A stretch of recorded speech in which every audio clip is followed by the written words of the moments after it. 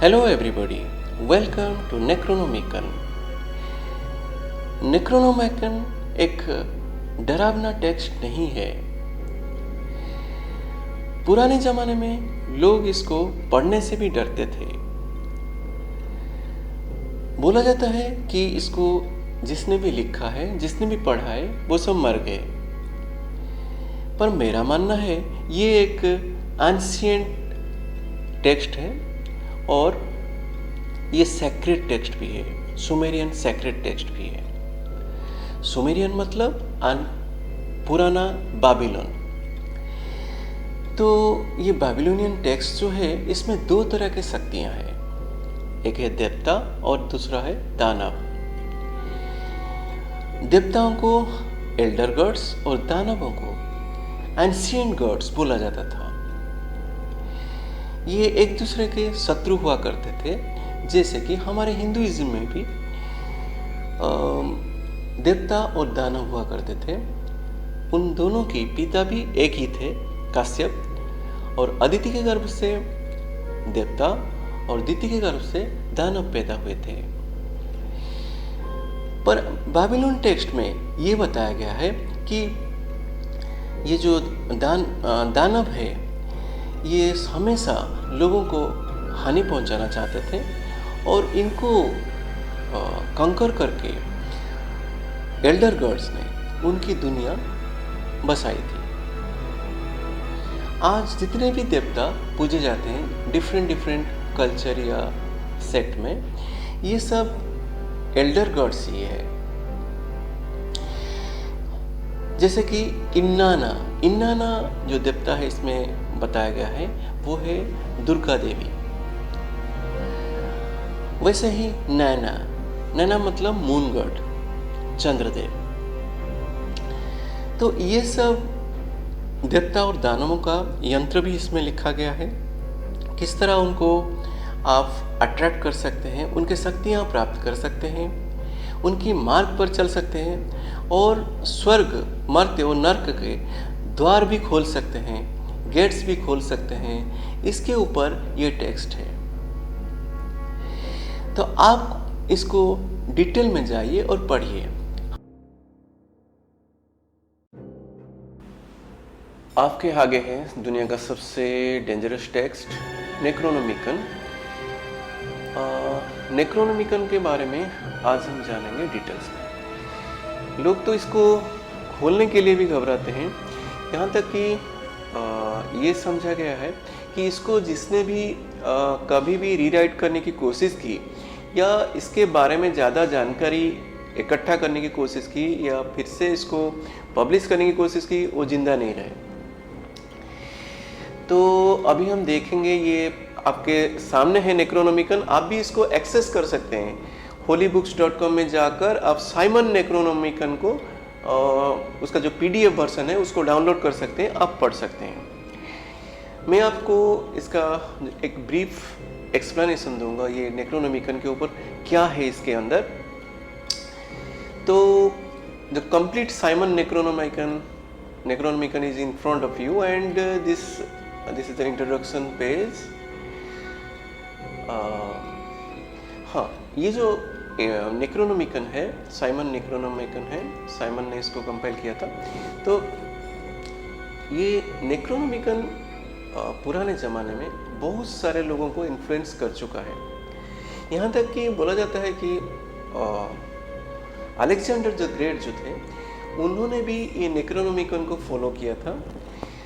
यहाँ तक कि उसके बाद भी बहुत सारे लोग आए, जैसे कि अडोल्फ हिटलर भी इसके लिखावट से बहुत ही इन्फ्लुएंस्ड हुए थे नेक्रोनोमिकन के। और नेक्रोनोमिकन की डिफरेंट चैप्टर को समझा जाता है कि हिटलर ने भी यूज़ किया था। तो ये कितना सच है कितना झूठ ये भी हमें नहीं मालूम। ये बस एक एक्सप्लेनेशन है नेक्रोनोमिकन के ऊपर जो लिखा गया है, साइमन ने जो लिखा है। उसके बाद एलिस्टर क्रॉले, जिसको कि इस जमाने का बीस्ट समझा जाता है, मतलब क्रिश्चियन कॉल्ट में जिसको बीस्ट मतलब 666 साइन जिस जिस भी आदमी में रहता है 666 साइन बॉडी में, उसको बीस्ट या डेमन बोला जाता है या डेविल बोला जाता है। लूसीफर बोले, डेमन बोले या डेविल बोले, एक ही बात है।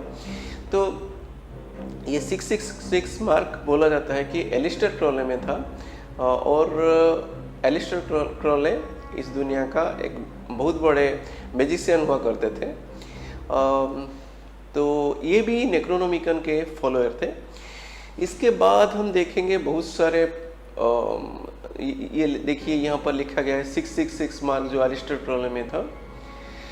तो हाँ, और एक चीज़ है, एक लवक्राफ्ट बोल के एक किताब पब्लिश हुआ था यूएस में, वो भी यही जो नेक्रोनोमिकन है उसी के ऊपर आधारित है। और इसका देखिए जो माइथस एंड द मैजिक, ये सब लिखा गया है। और आज तक तो इसको, और एक है इसको जो नेक्रोनोमिकन को is according to Lovecraft tales, a volume written in Damascus in the 18th century AD। इसको बोला जाता है 18th सेंचुरी में इसको लिखा गया था। अब्दुल अल्लाह हजरत इन्हें इसको लिखा था। नाम से तो एक मुस्लिम नाम ही मालूम पड़ता है, हाँ, एक अरबियन नाम मालूम पड़ता है। इट मस्ट रन रफली 800 पेजेस इन लेंथ, 800 पन्नों का एक किताब था। तो हम इसके अंदर जाते हैं, इसको ज़्यादा अच्छी तरह से देखते हैं क्या क्या है इसमें। ये सुमेरिया का टेक्स्ट है, मतलब मॉडर्न बाबिलोन का टेक्स्ट है। तो बाबिलोन तो बहुत ही पॉपुलर हुआ करता था उस ज़माने में मैजिक वगैरह के लिए। तो अरबियन नाइट्स के बारे में तो आपने सुना होगा, देखा भी होगा, कार्टून सीरियल में भी देखा होगा अरबियन नाइट्स। और अभी देखिए वर्शिप ऑफ एंशिएंट वर्ल्ड्स। हाँ, मैं ये आपको समझाने जा रहा हूँ कि इसमें जैसा कि मैं पहले इंट्रोडक्शन में बताया था, इसमें दो तरह के पावर्स होते हैं, एक एंशिएंट गॉड्स और एक एल्डर गॉड्स। एंशिएंट गॉड्स वो होते हैं जो सब नेगेटिविटी को रूल करते हैं, जैसे कि हमारे यहाँ जैसे कि हिंदुइज्म में डेमन बोला जाता था। तो इसके हिसाब से टाइमैट जो डेमोनों का, मतलब जो भी राक्षसों का टॉप गॉड है सुमेरियन कल्ट के हिसाब से। तो उसके बाद टाइमैट, उसके बाद क्लोजली रिलेटेड टू कुटुलू या थुलुहु और टाइमैट, ये सब एक ही कल्ट के हैं। मतलब ये सब एंशिएंट गॉड्स है, ये सब रूलर्स है एंशिएंट वर्ल्ड का, एंशिएंट गॉड का। सो ये सब जो आप देख रहे हैं, the goddess of the witches, ये सब इंट्रोडक्शन में ही लिखा गया है। पर हम अंदर घुसते हैं, द डेविल के बारे में लिखा गया है, और हम अंदर जाते हैं।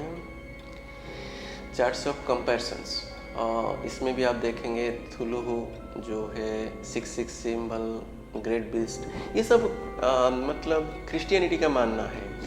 कितना सच कितना झूठ आप ही रिसर्च करके जान पाएंगे। पर हाँ, एक नेगेटिव फोर्स है थुलुहु, एंशिएंट गॉड है।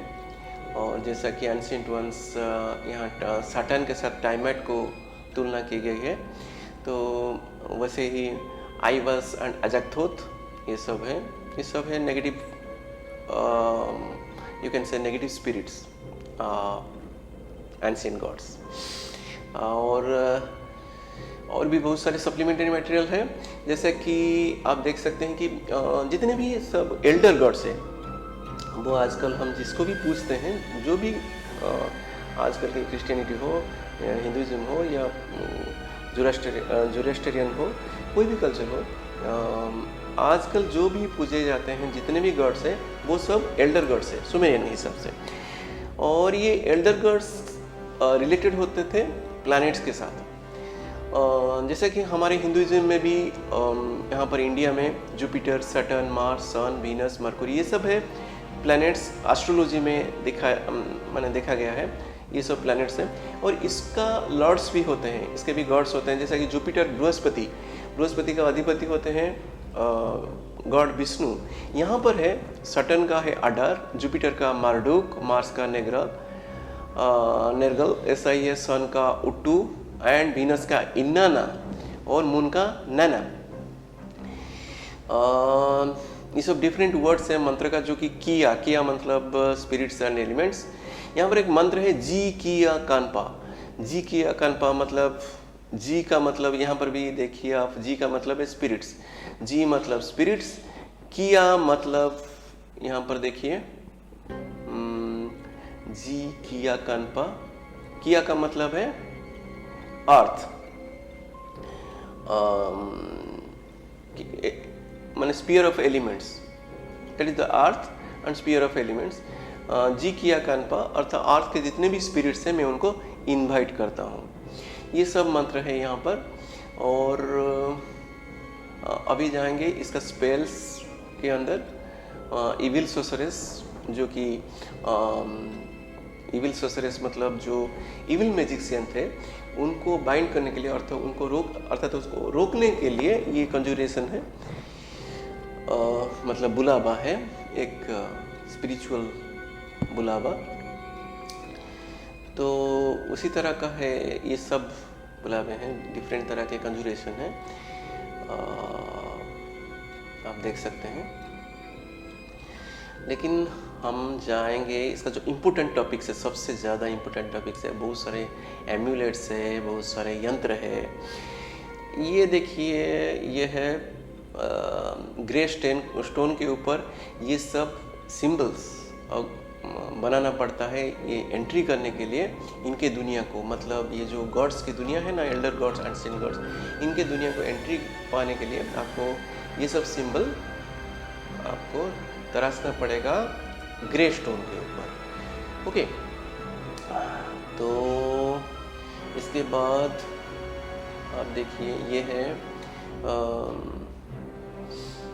ये सब है आर जो सब है स्टार रेस है, ये सब सेलेस्टियल रेसेस है, इसके बारे में यहाँ लिखा गया है। हमें और भी डीप टॉपिक पर जाना चाहता हूँ। नाना जो है एक नाना मतलब मून गॉड है और मून गॉड का ये यंत्र है, और भी बहुत सारी चीज़ें हैं यहाँ पर। ये है इन्नाना का यंत्र, हमारे इन्नाना मतलब वीनस का गॉड है, यहाँ पर ये दुर्गा जी की तरह ही है। इन्नाना टॉप गॉड है सुमेरियन कल्चर का। और सैमस जो है नाना का सन ऑफ नाना, यहाँ पर लिखा गया, आप देख सकते हैं। ये है नेग्रल द गॉड ऑफ मार्स का जो गॉड है उनका ये यंत्र है। ये है मार्डुक जो जुपिटर का जो कंट्रोलिंग गॉड है, प्लानिटरी गॉड है, उनका ये मार्डुक है। टॉप गॉड है सुमेरियन कल्चर का। ये किसी भी डेमन को मार सकते हैं, किसी भी तरह के, कितना भी पावरफुल डेमन क्यों न हो, मार्डुक क्यूरियस इसको मार सकते हैं। उनके पास एक डबल हेडेड एक्स है मार्डुक के पास। तो ये सब आप पढ़ सकते हैं इसका डिटेल में जाने के लिए। और गॉड ऑफ सटन ये निनिब जो है वो सटन के गॉड है, देख सकते हैं इसका यंत्र। और ये है book of entrance and the walking, यहीं पर से शुरू होता है द रियल मैजिकल गो। सो यहाँ से हम देखते हैं, यह है first gate of Nana. First gate of नाना जो है मून का गेट है, कॉल्ड सिन, ये गेट का नाम है सिन, और इसको आपको पार करना पड़ता है, ये उसका सिंबल है इसको। हाँ, और second gate of, this is the second gate of Nebo, and then the third gate of Inanna, goddess Inanna, then the fourth gate of Samas called Uddu। ये gates क्या है मैं बताऊंगा अभी आपको। This is the fifth gate of Nergal, ये सब planetary gates हैं। This is the sixth gate of Lord Marduk, this one, and then the seventh gate of Ninip called Adar, this is the last gate। मुझे जितना मैंने depth में इसको पढ़ा है तो मालूम पड़ा कि ये सब गेट्स जो है, मुझे लग रहा है ये सब शरीर के अंदर जो 7 चक्रस जो होते हैं ना, 7 चक्रस का गेट है। ये माइक्रो वर्ल्ड में आप 7 चक्रस को कंसंट्रेट करते हैं, माइक्रोकॉस्म में बॉडी के अंदर आप 7 चक्रों को एकाग्रता लाते हैं, पर मैक्रोकॉस्म में मतलब बाहरी दुनिया में ये गेट्स भी है, जैसा कि आपके शरीर में है वैसा ही बाहर भी है। ये सब गेट्स उसी का परिचायक है। और ये 7 गेट्स मुझे लग रहा है ये 7 हेवेंस मतलब जो 7 सप्तलोक होते हैं उसी का परिचायक है। ये सप्तलोक में एंट्री करने का दरवाजा है। भूर्भुवः स्वः महः जनः तपः एंड सत्य। ओके, ये गायत्री मंत्र का जो भूर्भुवः स्वः महः जनः तपः सत्य है वही है। तो हाँ, मैं शॉर्ट में आपको बता रहा हूँ ये सब चीज़ें क्योंकि ये बहुत बड़े बड़े चीज़ें हैं। ये एक रिसर्च टॉपिक भी है। तो आगे चलते हैं। Incantation of the gates, spirit of the moon remember, Nanna father of the astral gods remember, ऐसा सब बोलना पड़ता है। ये सब इंग्लिश में लिखा गया है, ट्रांसलेशन इसका है। आप और ट्रांसलेशन भी पढ़ सकते हैं, कोई प्रॉब्लम नहीं। द इन्वोकेशन ऑफ नेबोगेट भी लिखा गया है। Spirit of the Swift planet remember, Swift planet वैसे ही ग्रेट गॉड नाना। स्विफ्ट प्लैनेट मतलब मून। हाँ, मून सबसे स्विफ्ट होता है क्योंकि ये फास्ट मूविंग प्लैनेट है सबसे ज़्यादा। ये पूरा एक्लिप्टिक को फास्टेस्ट पॉसिबल स्विप करता है।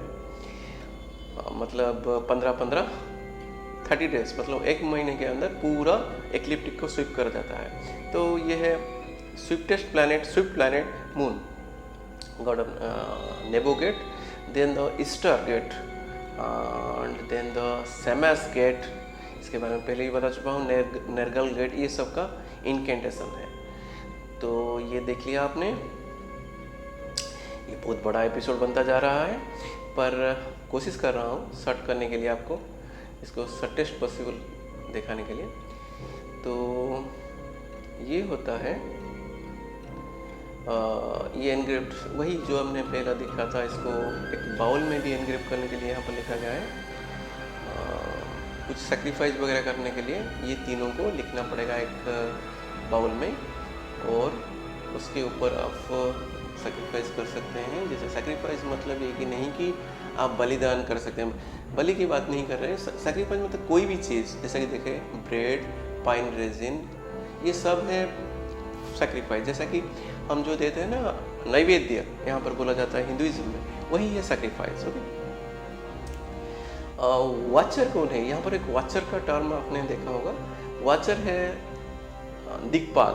दिक्पाल हमारे यहाँ बोला जाता है ना, 10 दिक्पाल, वो वाचर है, हमेशा देखते रहते हैं। मतलब वाचर मतलब कहीं कोई घुस तो नहीं गया, कोई एंशिएंट गॉड कहीं घुस तो नहीं गया, तो ये हमेशा देखते रहते हैं ताकि कोई नेगेटिव गॉड एंट्री नहीं कर पाए।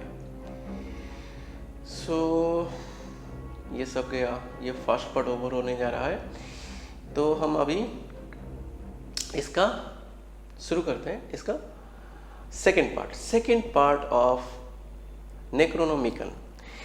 यहाँ पर शुरू होता है the book of Maklu of the burning of the evil spirit. हाँ, ये इविल स्पिरिट जब इस दुनिया में आ जाता है, बहुत कोशिश करने के बाद भी वो नहीं जाता है। आप तो देखे होंगे, कई फिल्मों में देखा होगा, पर ये सही है। आप अगर एक्सोर्सिज्म के बारे में ज़्यादा जानना चाहते हैं तो आप जा सकते हैं, चर्च वगैरह में जा सकते हैं, वहाँ पर पूछ सकते हैं। जो ओल्ड प्रीस्ट होते हैं या आर्क बिशप वगैरह होते हैं, उनको पूछ सकते हैं एक्सोर्सिज्म के बारे में, कैसे ये स्पिरिट लगते हैं और कैसे स्पिरिट को हम हटा सकते हैं किसी के शरीर से, ये सब भी समझ सकते हैं। पर एक स्पिरिट होता है कि कहीं से भी कितने भी कोशिश करें नहीं जाते, तो इसको कैसे बर्न किया जा सकता है, ये माकलू टेक्स्ट में लिखा गया है, book of burning the evil spirits. So exorcism of the crown of Anu, ये सब है यहाँ पर आप देख सकते हैं। Conjuration against the 7 liars in bed, ये सब है। एक्सोर्सिज्म ऑफ 12, ये सब आप पढ़ सकते हैं। अजाक्थोथ जो है नेगेटिविटी का लॉर्ड है एक, और इसको थोथ के साथ मत मिलाइएगा। थोथ है इजिप्शियन गॉड, बहुत ही बेनेवोलेंट मैजिशियन है, एक बहुत बड़े मैजिशियन है, मैजिकल गॉड है थोथ, जो कि ज्ञान विज्ञान के बारे में लोगों को सिखाए थे। पर आजाक थोथ है नेगेटिव गॉड है, और मतलब यू कैन से द ऑपोजिट ऑफ थोथ। तो आजाक थोथ जो है इनको कैसे पावरलेस बनाया जाए, उनको कैसे ट्रैप किया जाए, ये उनका एग्जॉर्सिज्म है। तो incarnation against the ancient ones. Ancient ones पहले से भी लोगों को तकलीफ में मतलब हमेशा तकलीफ देते थे, तो इनको कैसे हटाया जाए, ये सारे मंत्र अगेंस्ट एंशिएंट वंस लिखा गया है। मैं अभी जो बोल रहा था, जी किया कानपा, ये सब यहीं पर है, जी आना कानपा, ये सब है मंत्र यहाँ पर लिखा गया है। हाँ, ये भी लिखा गया है, तो दोज वर नॉट इनिशिएटेड, उनको ये किताब नहीं दिया जाना चाहिए। जो इनिशिएटेड नहीं है, मतलब जो दीक्षित नहीं है। हमारे भी यहाँ तंत्र के किताबों में यही लिखा जाता है, जो दीक्षित ना हो कोई भी मंत्र वगैरह में। मतलब दीक्षित का मतलब क्या होता है ये समझना चाहिए। मतलब जिसका कुंडलिनी ऊपर नहीं गया हो उसको, मतलब कुंडलिनी का जागरण नहीं हुआ, उसको ये सब नहीं करना चाहिए, क्योंकि उसको रिजल्ट ही नहीं देंगे अगर कुंडलिनी आपको राइज नहीं करेंगे। तो आगे देखते हैं एक्सरसाइज अगेंस्ट द पॉजेसिंग स्पिरिट। तो जो पॉजेसिंग स्पिरिट को हटाने के लिए एक्सरसिज्म ये है। तो एक्सरसिज्म अगेंस्ट अन्ना किया, ये सब है नेगेटिव स्पिरिट को हटाने के लिए। आगे पढ़ते हैं।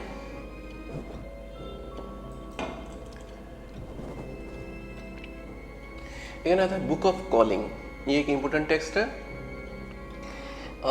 ये सब है, this is the book of ceremonies of calling handed down since the time the elder gods worked the earth, conquerors of ancient ones. तो एंशिएंट वंस को जो कंकर किए थे, मार्डुक वगैरह जो देवता हैं, उन्होंने कंकर किया था ancient God negative evil spirit के ऊपर।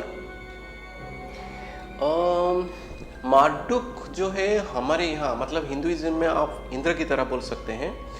तो इंद्र या विष्णु, मुझे तो ज़्यादातर लगता है इंद्र, अभी तो लगता है इंद्र।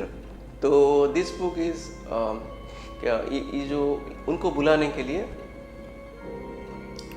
सबको बुलाने के लिए, सब पॉजिटिव स्पिरिट्स को। उसके बाद आएगा द बुक ऑफ 50 नेम्स, जिसको मैं इंतजार कर रहा हूँ। दिस इज द पेंटाकल को बोला था साइन ऑफ दिस रेस, मतलब हम जो ह्यूमन सिविलाइजेशन है उसका ये सिंबल है। इसको हमेशा बॉडी में रहना चाहिए इनके हिसाब से। ये एक आर्मर है जिसको प्रोटेक्ट करता है, ये इसमें power of the magic of इनकी इज देयर।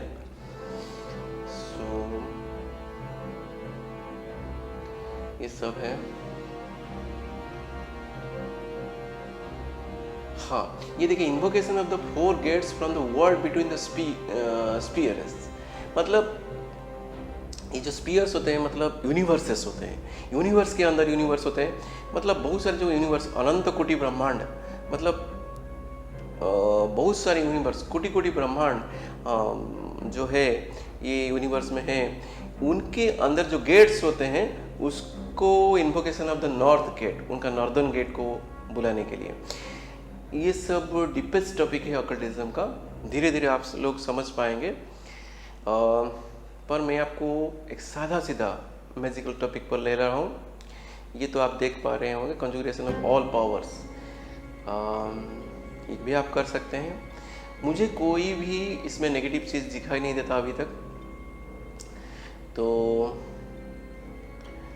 ये इसमें लिखा गया व्हाट स्पिरिट्स में भी यूजफुल, प्रिलिमिनरी प्यूरिफिकेशन कैसे, जैसे कि हमारे यहाँ उपवास रहते थे, पुराने ज़माने में लोग उपवास रहकर पूजा वगैरह करते थे, उसी तरह इसमें भी सिस्टम है। तो डिफरेंट मून फेज में इसको आपको साधना करना पड़ेगा, और उस फेज में आपको पहले तो मांस मछली ये सब छोड़ देना पड़ेगा, उसके बाद थोड़ा सा ही खाना खा के जीना पड़ेगा, उसके बाद सिर्फ लिक्विड डाइट पर, उसके बाद 3 दिन तक कुछ ना खा के जिंदा रहना पड़ेगा, और इसको वर्शिप करना पड़ेगा, ये सब चीज़ें करना पड़ेगा। तो ये सब हमारी जैसा है। ये क्राउन ऑफ आनो, ये प्रोटेक्टिंग, ये फ्रंटलेट ऑफ कॉलिंग, ये कॉलिंग करने के लिए एक उनका क्राउन मतलब मुकुट पहनते थे इस तरह का। ये Kapoor dagger of Inanna Devi Inanna का ये डैगर है, इसमें ये सब एम्यूलेट रहना चाहिए। Seal of the east gate, seal of the south gate. ये क्यों सील किया जाता है? क्योंकि ये सब सील आपको प्रोटेक्ट करते हैं, नॉर्दर्न साउदर्न ईस्टर्न वेस्ट, कोई भी किसी भी तरफ से नेगेटिव स्पिरिट ना आ पाए। तो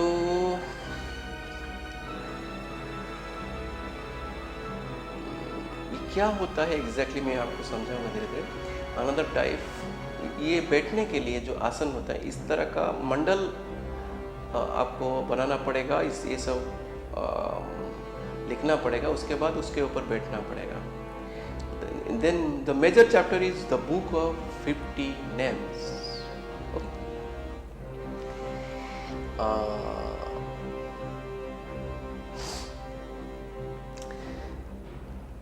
तो हम शुरू करते हैं third part, the Necronomicon, the book of 50 names. तो बुक ऑफ 50 नेम्स क्या है? 50 नाम क्या है? ये जो बुक ऑफ ये 50 नेम्स है, 50 नेम्स ऑफ मार्डुक लिखा गया है। मार्डुक द टॉप गॉड है, the defeater of the ancient ones. मतलब जैसा कि हमें राजा को प्रेज करते हैं, ऐसा ही मार्डुक को प्रेज करके ये 50 नाम है उनका बनाए गए हैं। ये उनके शरीर से निकले 50 देवता, ये सब मार्डुक के ही स्वरूप है, ये सब बताया गया है। The first name of Marduk is the Lord of Master of Magicians. It is called the Duga. तो ये किस लिए? ये टेरिबल गॉड है, इसको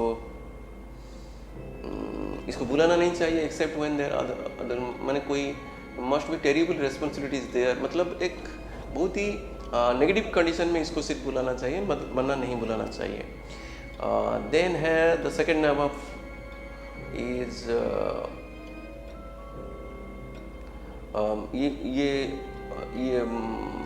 ये जो वर्ड क्या है, द वर्ड इज जो डुगा लिखा गया है, इसको मार्डुक को पावरफुल करने के लिए, मतलब मार्डुक को बुलाने के लिए ये यंत्र पहले आपको लिखना पड़ेगा, उसके बाद ये जो मंत्र है इसको बोलना पड़ेगा, उसके बाद ये एक्टिवेट हो जाएगा। तो ये है मास्टर मैजिशियन द फर्स्ट। ये कोई टेरिबल कंडीशन मतलब हाईली नेगेटिव कंडीशन ना आने से इनको नहीं बुलाना चाहिए, क्योंकि ये आते ही एक्शन में आ जाते हैं। तो सेकेंड नेम इज मरुका। तो he know beginning of the world, ये बिगिनिंग ऑफ द वर्ल्ड, जब से दुनिया बना है ये तब से है। नो ऑल सीक्रेट्स, ये सभी राज जानते हैं दुनिया का, ह्यूमन और डिवाइन सबका राज जानते हैं। And very difficult to someone. अगर क्लीन हार्ट, अगर आपका हृदय क्लीन ना हो, मतलब साफ सुथरा ना हो, तो इनको बुलाना नहीं चाहिए। देन है third name Marutuku. This Marutuku another master god. तो this is also the chained the mad god at the battle, ये लिखा गया है। Sealed the ancient ones in the caves, ये नेगेटिव स्पिरिट को पूरा बंद कर दिया था केव के अंदर, बिहाइंड द गेट, मतलब गेट के अंदर आने नहीं देता था, ये पूरा बंद कर दिया है केव के अंदर। ये उनके पास आरा स्टार भी है। This is the seal. ये है 12 साक्सो, वर्कर ऑफ मिराकल्स, ये बहुत सारे मिराकल्स करते हैं। काइंडेस्ट ऑफ द 50, मतलब ये 50 नामों से सबसे काइंड और बेनेवोलेंट स्पिरिट है 12 साक्सो। दिस इज इज सील, ये उनका सील है 12 साक्सो का। वर्कर ऑफ मिराकल्स, बहुत बड़े बड़े मिराकल्स क्रिएट करते हैं। तो fifth name is Lugal Dimmerankia. तो Lugal Dimmerankia put order into chaos, made the waters aright, commander of legions of wind demons who fought the ancient Tiamat alongside Marduk-Curious।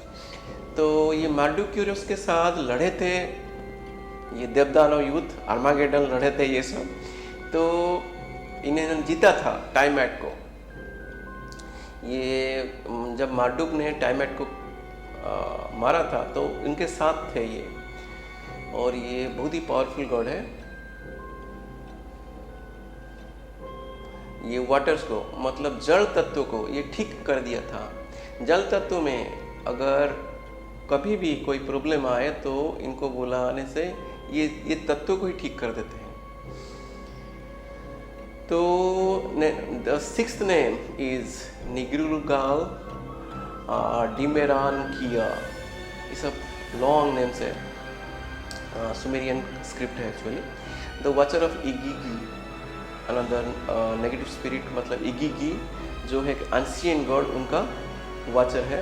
And the अनुनकाई सब commander of the wind Demons. He put to fight any masking who hunt him.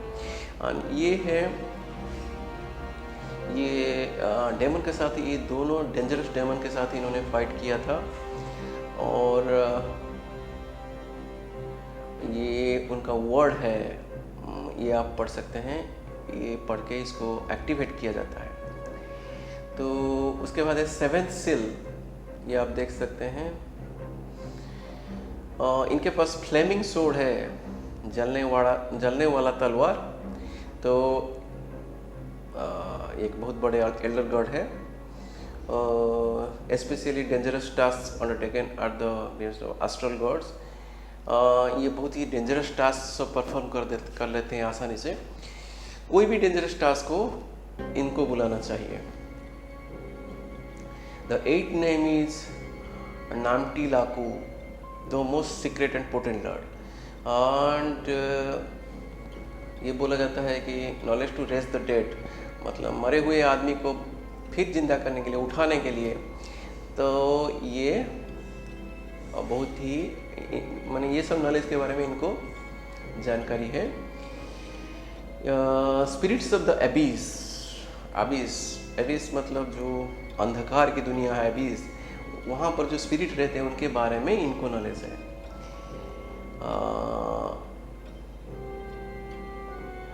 कोई भी soul passes into the death, मतलब death मर नहीं सकता इनके जानकारी के बिना।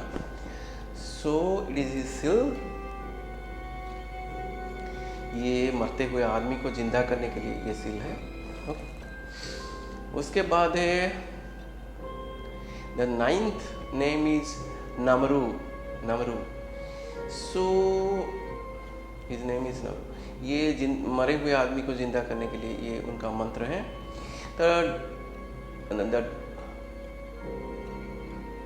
The ninth name is Namru, sorry, this is the name is Namru. So this is seal Namruka. Dispenses wisdom, knowledge in all things, giveth excellent counsel and teaches the science of metals. ये metals के बारे में, gold, silver, minerals, ये सब के बारे में, ये मिनरोलॉजी डिपार्टमेंट का बहुत बड़े प्रोफेसर है और ये सब जानते हैं ये कैसे मिनरल कैसे बनता है, ये सब के बारे में नॉलेज आपको देते हैं और मिनरल दुनिया का नॉलेज भी आपको देते हैं। उसके बाद है 10th नेम इज आसारू। ये power of knowledge of all plants and trees. ये बहुत बड़े बॉटनी का प्रोफेसर है, बॉटनी का प्रोफेसर जो कि प्लांट्स और ट्रीज के बारे में जानते हैं। तो ये आपको उनके बारे में नॉलेज देंगे।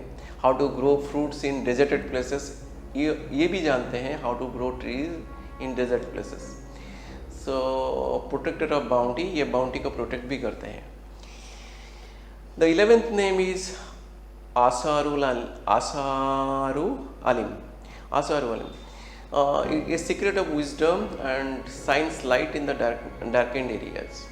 इनके पास अजीब सा लाइट है, आलोक है जो अंधेरे में उजाला भर देते हैं। वजह से सीक्रेट विजडम, इनके पास बहुत सारे सीक्रेट विजडम है।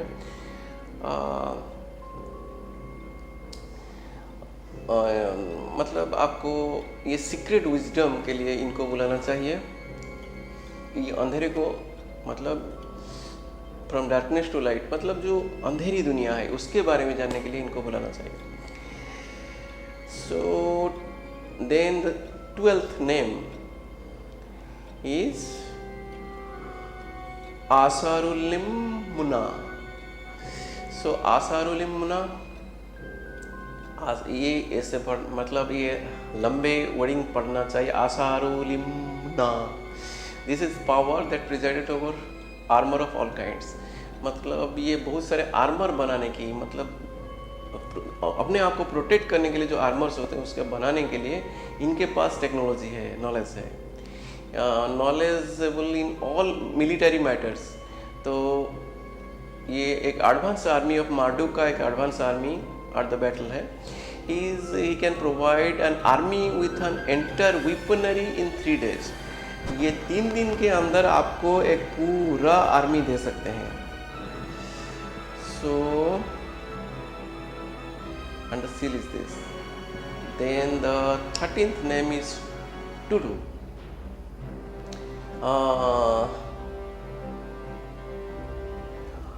ये बोला जाता है साइलेंस द वीपिंग, मतलब जो दुख पीड़ा से भरे हुए होते हैं उनको ये खुशी देते हैं।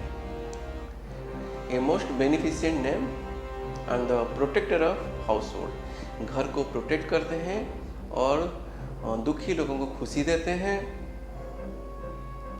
तो ये घर में रहना चाहिए और सारे मतलब जितने भी हाउस होल्ड पर्सन है इसको रखना चाहिए। तो 14th name is Ziukkinna, given excellent knowledge concerning the movements of the stars. जो स्टार्स के बारे में, तारों के बारे में अच्छी तरह से जानने के लिए जो एस्ट्रोलॉजर से जो फोरकास्ट करते हैं ये इनको बुलाना चाहिए, ये एम्यूलेट रखना चाहिए। ये हु इज द चैलेंजियंस possesses the same knowledge in abundance. So ये सेम नॉलेज इनका चैलेंजियन, आप चैलेंजियन न्यूमरोलॉजी पढ़े होंगे शायद, मैं अभी आपको इसके बाद दिखाऊंगा चैलेंजियन न्यूमरोलॉजी कभी भी, तो मेरे सारे एपिसोड देखा कीजिए। तो द वर्ड ये तो आप पढ़ सकते हैं जो, और ये तारों के बारे में, गैलेक्सी के बारे में, ये सब आपको नॉलेज देंगे। और उसके बाद है name is 15th name is Ziku. तो ये है 15th name is Ziku, the power bestower of riches. ये हर तरह के रिचेस मतलब अचीवमेंट देते हैं, वेल्थ देते हैं, all kinds, and tell where the treasure is hidden, मतलब ये बहुत सारे वेल्थ दे सकते हैं। ओके, एंड ये the knower of the secrets of the earth, ये मिट्टी के अंदर का सीक्रेट भी जानते हैं। और 16th name is Agaku, the power can give life to what already dead। ये ऑलरेडी डेड जो हैं, जो मरे हुए हैं, उनके बारे में power can give life to what is already dead. ये मतलब जो मरे हुए वस्तु होते हैं या मरे हुए प्राणी भी होते हैं या वस्तु होते हैं, उनको लाइफ दे सकते हैं। Is the lord of the amulet and talismans. और तांत्रिक, बाबा, फकीर, ये सब को इनको बुलाना चाहिए, और इनको बुलाने से वो सब इनएनिमेट ऑब्जेक्ट को भी लाइफ दे सकते हैं। 17th name is Tuku, and Lord is baneful magic, Lord of baneful magic, vanquisher of ancient ones by magic, giver of the spell to Marduk, the most fierce enemy। ये एक मार्डुक का सबसे बड़ा ताकतवर गॉड है, और ये अनसेंट वन को पूरी तरह से हरा सकते हैं, और उनके पास नेगेटिव मैजिक भी है जिससे वो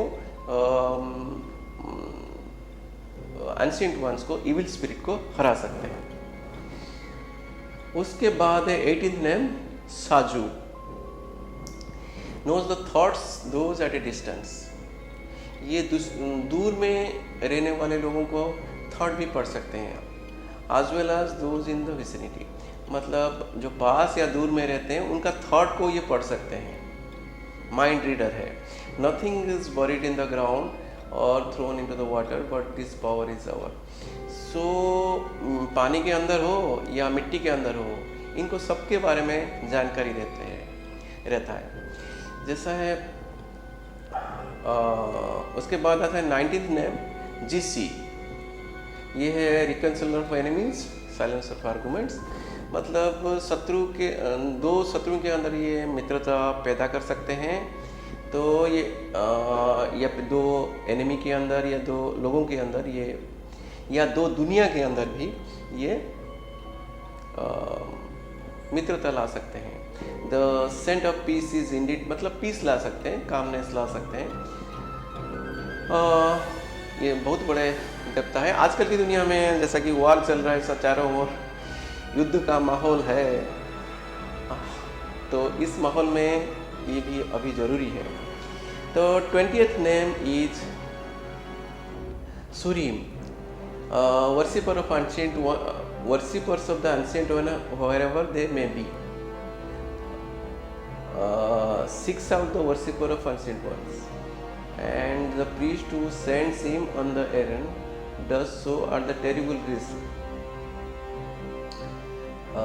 and without thought. So ये ancient one की जो भी वर्शिपर है उनको मार देते हैं। ये इसलिए इनको बुलाने से पहले ये जिम्मेदारी लेना पड़ेगा आपको कि ये किसी को ना मारे। उसी तरह 20th name is Suhgurim. Suhgurim can not be appeased easily. ये इनको इजीली बुलाया नहीं जा सकता, इनको खुश नहीं किया जा सकता easily. And discovers the priest enemy with age. ये आपका जो शत्रु है, प्रीस्ट मतलब जो भी ये सब करता है उनको प्रीस्ट बोला जाता है। आपके जो शत्रु हैं उनको अच्छी तरह से वो जान जाते हैं और उनको स्ले मतलब मार देते हैं। पर ये सब देखकर इस्तेमाल करना चाहिए, बहुत ही डेंजरस थिंग्स है। 22nd name is Zahrim. 22nd name ये होल्ड्स इन बैटल। ये 10,000 एंशिएंट वन को मार दिया था बैटल में। ए वॉरियर अमंग वॉरियर्स, मतलब एक बहुत ही पावरफुल वॉरियर है। Warrior among warrior can destroy the entire army if the priest so desires, मतलब एक एंटायर आर्मी को मार सकते हैं अगर एक प्रीस्ट चाहे तो। उसके बाद आता है 23rd नेम जागुरिम। जागुरिम ये है ये क्या करते हैं, ये है a terrible opponent is said Zahrim slays slowly after most unnatural fashion. हाँ, ये एंशिएंट वन को और एंशिएंट वन को वर्शिपर को भी सबको बहुत अननेचुरल तरीके से मारते हैं। And never summon the spirit, ये भी लिखा गया है, ऑथर ने लिखा है। उसके बाद आता है 3rd-4th name is Enbilulu. Enbilulu, this power can be seek water in the midst of desert. हाँ, ये डेजर्ट के अंदर पानी पैदा कर सकते हैं। Know the secret of water and running reverse below अर्थ। इनके मतलब पानी के बारे में इनको अच्छी जानकारी रहती है। तो ए मोस्ट यूजफुल स्पिरिट जिनको पानी ढूंढना पड़ता है, जो पानी को ढूंढते हैं ना, वास्तुकार वगैरह होते हैं, पानी को ढूंढते हैं, अंडर वाटर स्ट्रीम्स को जानते हैं और कहाँ खुदाई करे कहाँ ना खुदाई करे, मतलब पानी के लिए खुदाई करे कहाँ पे, ये जानने के लिए ये बहुत ही मददगार होते हैं ये स्पिरिट। तो 25th name is Epadun. Epadun lord of all irrigation, ये इरिगेशन का गॉड है। ये फार प्लेसेस, बहुत दूर से पानी को ले आ सकते हैं। हाँ, ये जो स्पिरिट है सबटल ज्योमेट्री ऑफ अर्थ को भी जानते हैं। एंड ये कहीं कोई भी जगह कहाँ पर पानी मिल सकता है ये जानते हैं। उसके बाद आता है 26th name, Enbilulu Gugal. Enbilulu Gugal, the power that presides over all growth. सब जो चीज़ बढ़ते हैं ना ये उसके ऊपर पावर रखते हैं। And gives knowledge of the cultivation and can supply starving city. मतलब एक स्टार्विंग सिटी को जहाँ पर भी खाना ना मिलता हो ये उसको खाना सप्लाई दे सकते हैं। ये मोस्ट नोबल पावर, ये बहुत ही नोबल पावर होते हैं। तो अगर फ्यूचर में कभी हमारे यहाँ मतलब दुनिया में कभी स्टारवेशन आया तो ये बहुत ही मददगार होंगे।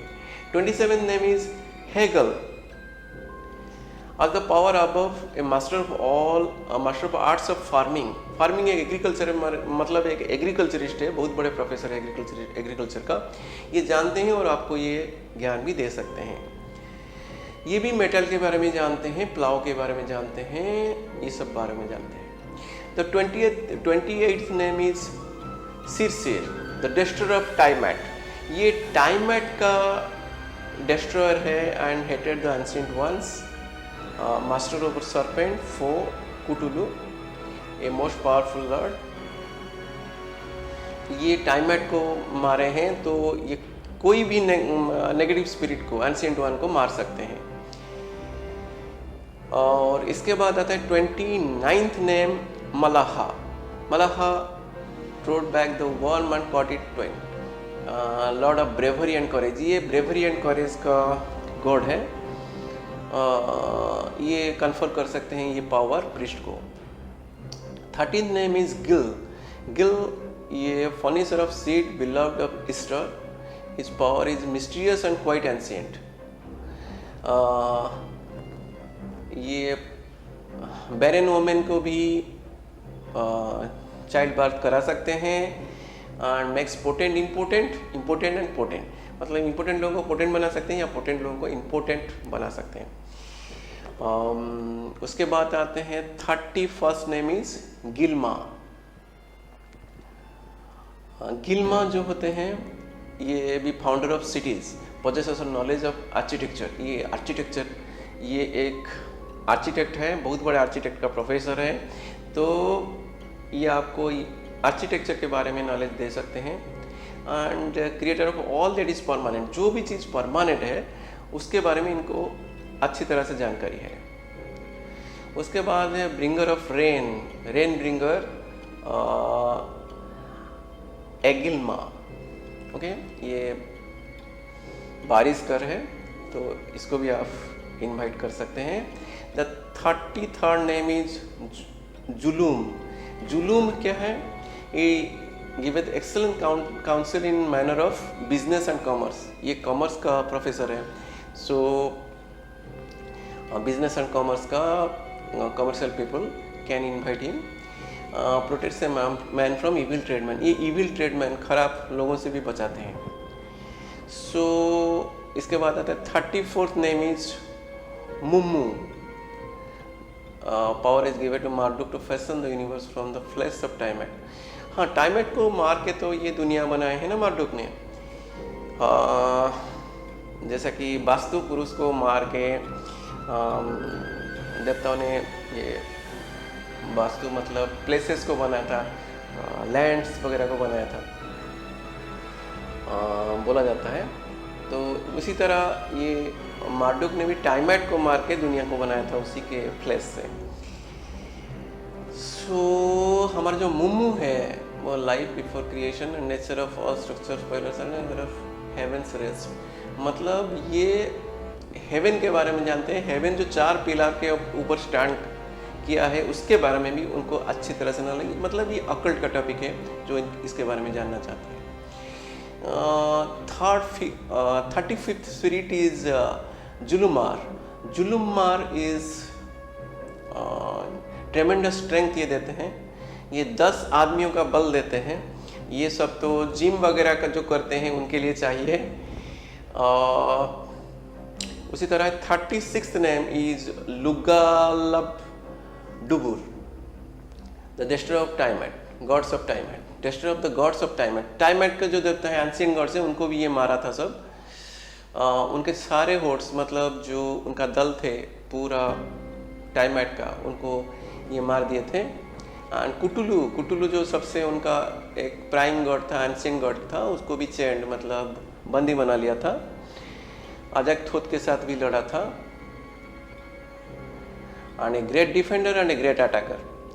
The 37th name is Pagalguenna, possessor of infinite intelligence. इनके पास इनफाइनाइट इंटेलिजेंस है। जो चीज़ें अभी तक भी नहीं बनाया गया है उसके बारे में भी इनको नॉलेज है। एंड ये गॉड के स्ट्रेंथ और स्पिरिट और गॉड्स के स्ट्रेंथ और वीकनेस के बारे में जानते हैं। जो यहाँ तक कि जो स्पिरिट्स क्रिएटेड भी नहीं हुए हैं उनके बारे में भी जानते हैं।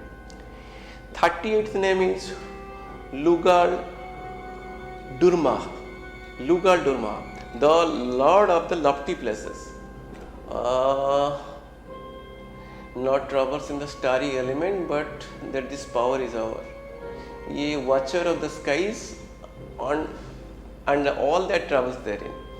ये watcher है एक, ये शून्य में रहते हैं। skies मतलब तारागणों को देखते हैं, कहीं कोई डिस्टर्ब करने वाला तो नहीं आ गया, unseen God, ये देखते रहते हैं। ये उनका सील है। 39th is Aranuna, giver of wisdom, counsellor of our father Enki. तो नॉलेज ऑफ मैजिकल कोवेनेंट इनके पास है। तो ये बहुत विजडम इनके पास है, जब आपको ज़रूरत पड़ेगी तो ये मदद देंगे। The 40th name is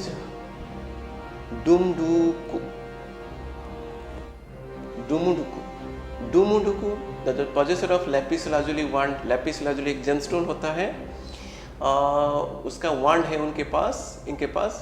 the knower of the secret name and secret number, ये सब है। ये आप बोलेंगे सीक्रेट नेम क्या होता है? बहुत सारे सीक्रेट नेम है। सिर्फ उस नाम को ही बोलने से ही बहुत कुछ हो जाता है, उसको सब सीक्रेट नेम बोला जाता है। सीक्रेट नंबर भी उसी तरह होते हैं। ये सीक्रेट नंबर क्या होता है? एक नंबर होता है, कहीं पर भी आप लिख देंगे ना, कोई इफेक्ट आ जाएगा इंस्टेंटली। ये सब मैजिकल चीज़ें हैं, ये सब सीक्रेट रहता है।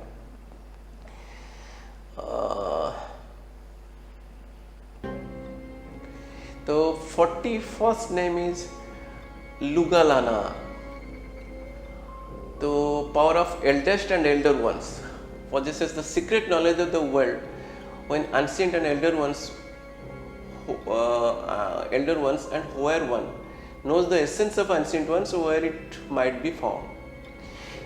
ये जो ancient ones है, कहाँ से पैदा हुए हैं, कैसे हुए हैं, इनके बारे में सब मालूमात इनको रहता है लुगालाना।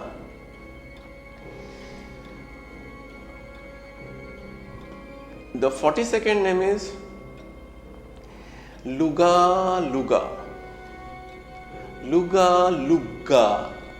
knows the essence of all spirits, of the dead and the unborn, जो पैदा भी नहीं हुए हैं, जो मरे हुए हैं, और जितने भी स्पिरिट्स हैं उनके बारे में इनको नॉलेज है। And the starry and earthly spirits of air, spirits of the wind as well, इनको वायु के और अर्थ के, पृथ्वी के सारे स्पिरिट के बारे में इनको जानकारी है। तो इसके बाद आता है 43rd spirit Ikingu. This is the power that led capture of the commander of the forces of unseen ones, Kingu, mighty demon of that Marduk might lay hold of him and with its blood create the race of man. तो किंगू के blood से हम लोग बने हैं। तो इसके बारे में ये मार्डुक ने बना है। ये commander of the ancient ones, capture to the commander of power let the capture to the, ये जो एंशिएंट वन के जो कमांडर है उनको भी कैप्चर करने की उनके अंदर ताकत है। बहुत ही पावरफुल गॉड है।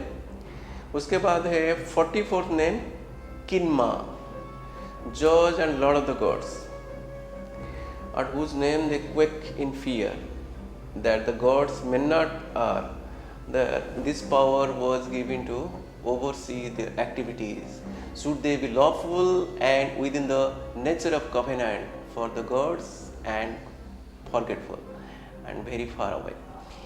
इसमें लिखा गया है गॉड्स आर फॉरगेटफुल, गॉड्स हमेशा भूल जाते हैं उनके भक्तों को भी, और ये दे आर फार अवे, क्योंकि वो बहुत दूर में भी है और वो फॉरगेटफुल है। तो ये एक जज है,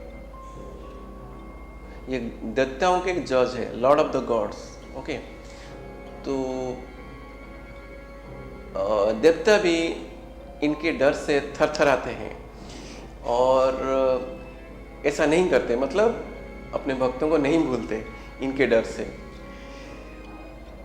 तो उसके बाद आता है 45th name, Asiskur, the spirit possess the knowledge of length of life of any man. हाँ, कितना दिन आप जिएंगे, आपका लाइफ स्पैन कितना है, सबका, मतलब प्लांट्स, डेमन्स, गॉड, सबका लाइफ स्पैन के बारे में ये जानते हैं। जैसे कि हमारा कौन जानते हैं, यम का याद नहीं आ रहा है मुझे अभी भी, यमदेव का जो क्लर्क है, यम जो सब चीज़ लिखते हैं ना,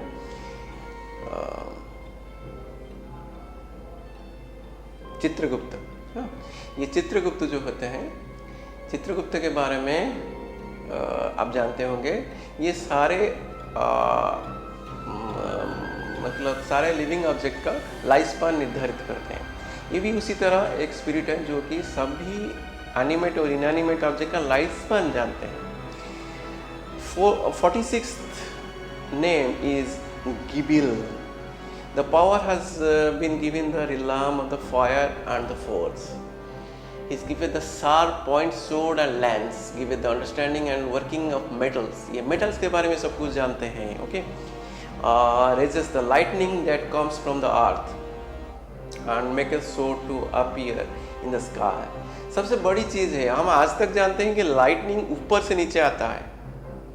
क्या सचमुच में आता है ऊपर से नीचे, या लाइटनिंग अर्थ से ऊपर जाता है? अभी तक किसी को नहीं मालूम। ये भी साइंस का एक वीकनेस है, अभी तक हमें नहीं मालूम। तो कुछ भी हो, लाइटनिंग तो होता ही है। सो ये लाइटनिंग का गॉड है, ही रेजेस लाइटनिंग, एंड इनके पास बहुत बड़े बड़े सोर्स हैं, लैंस है। तो realm of fire and force, realm of fire and force, ये जो अग्नि जहाँ पर रहता है और फायर एंड फोर्स, बोला जाता है कि हमारा जो मिट्टी के नीचे ना एक दुनिया है, पाताल लोक, जहाँ पर फायर एंड फोर्स है। ये मैंने देखा है कुछ अदर कल्चर में भी। तो क्या कितना सच कितना झूठ, ये तो धीरे धीरे मालूम पड़ेगा आप भी जब ये अकल की दुनिया में एंट्री करेंगे। तो 47 name is ado, raises storms that fill the entire heaven and causes the stars to tremble and very gates of the igi to shake। ये क्या करते हैं, ये storms पैदा कर सकते हैं, just a storm that fill the entire heavens, ये स्वर्ग को भी घेर लेता है, ये है जो storm पैदा करते हैं, and stars to tremble and fill the skies with his brightness even the darkest hour of night। ये भी कर सकते हैं, नेगेटिव भी कर सकते हैं, और दुनिया को उजाले से भर भी सकते हैं। और knower of another 48th name is Asaru, knowledge of treacherous ways, giveth intelligence of the future, also things of the past, put the gods in their courses and determine their cycles, his word is this. तो this, ये जो है 48th name आसारू, ये बहुत सारे treacherous veg जानते हैं, ये इंटेलिजेंस, फ्यूचर, भविष्य के बारे में जानते हैं, और थिंग्स ऑफ पास्ट के बारे में जानते हैं। एंड देवताओं को ये अपने अपने कोर्स पे ले आते हैं ताकि देवता अपने अपने काम ठीक से करें। उसके बाद आते हैं 49th name, Nebiru, the spirit of the gate of Marduk. ये moves the crossing of the stars after the fashion known to Chaldeans. ये स्टार को कैसे क्रॉस किया जाए इसके बारे में जानते हैं। शायद ही ऐसा नॉलेज हमारे यहाँ अभी भी है, मुझे मालूम नहीं। तो ये सब नॉलेज गैदर करने के लिए आप इनको बुलाना पड़ेगा। उसके बाद है 50th name, Ninnuam. This is the power of Marduk as the lord of all that and judger of judgements, decider of decisions. तो ये एक बहुत बड़े जज, यूनिवर्सल जज है, इनको बोल सकते हैं। Determines the laws and the reigns of the kings. It may not be called save the destruction of a city or death of a king unless there is a death of a king or a destruction of a city is there. इनको बुलाना नहीं चाहिए। Here ended the book of 59th। सो ये ख़त्म होता है यहाँ पर 50 नाम जो होते हैं ये बुक। इसके बाद हम चलते हैं मैगन टेक्स्ट, द मैगन टेक्स्ट।